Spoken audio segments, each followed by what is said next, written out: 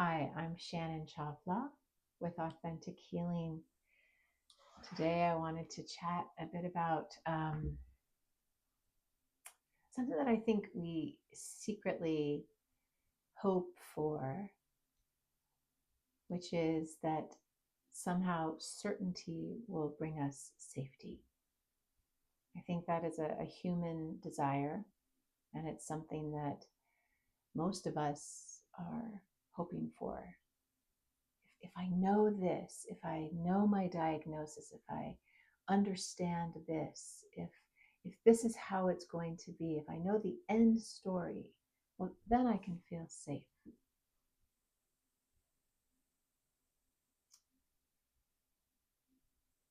But that's not usually the case, right? True safety comes out of trust.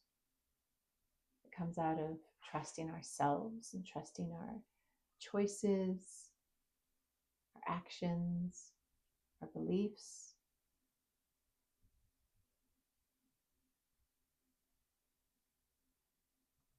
So how does that affect us when we're dealing with something like chronic pain, or we're dealing with some sort of major health concern? Because that's all we're really holding on to. It's like an island, right? Certainty. I have to hold on to this certainty because that's going to help me get through to the next thing. But when we are able to cultivate in ourselves this place of trust through breathing, through unclenching, through being able to communicate with people that help us feel safe, that we learn self-care practices that cultivate safety in our bodies and in our minds. And that's where change comes, not the certainty of knowing the outcome. And this is a conversation that I have had often in my clinic. Actually, just a couple of days ago, I was seeing a younger patient, a teenager, who's dealt with chronic pain her whole life, right? So her brain has come to a place where hope, not so high on the list. Like, why should I even think that I have the opportunity to be pain-free in my life when I've never really experienced that? So she said, I'd rather be certain, that I'm going to always have pain than not have pain. So this was a great conversation. The idea of, well, what can we do? What's the paradox there, right? Can you be in pain and be happy? Or can you be out of pain and unhappy? Like, what do you get to hold in the circle? What do you get to hold in your life? Do you get to have it all? Do you get to have joy and also have some pain? And are there things that you can do in your life that will help you feel safer, that will help you feel calmer, that will help you feel more joyous, that will then help your brain and your body reduce the pain response? And yes, it is possible.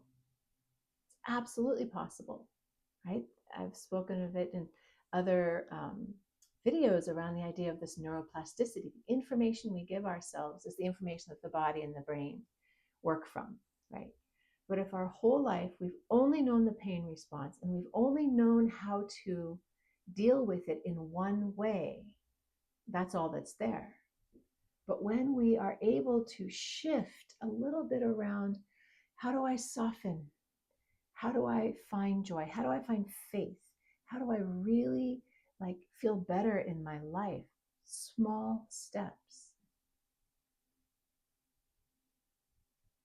That is when the brain and the body changes and starts believing it.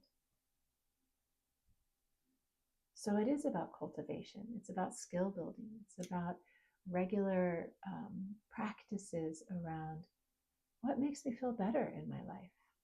How do I feel safe? How can I feel safe in my body and in my life?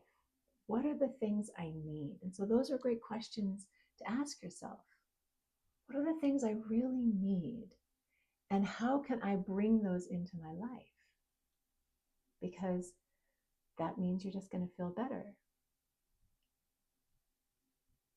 And so as you carry on, just start to think about the idea of not having certainty to feel safe, but that safety comes from within. It comes from a cultivation of the things you do in your life. And then over time, that builds and it builds and it builds into a place where you just, it's a bigger percentage than what was there before.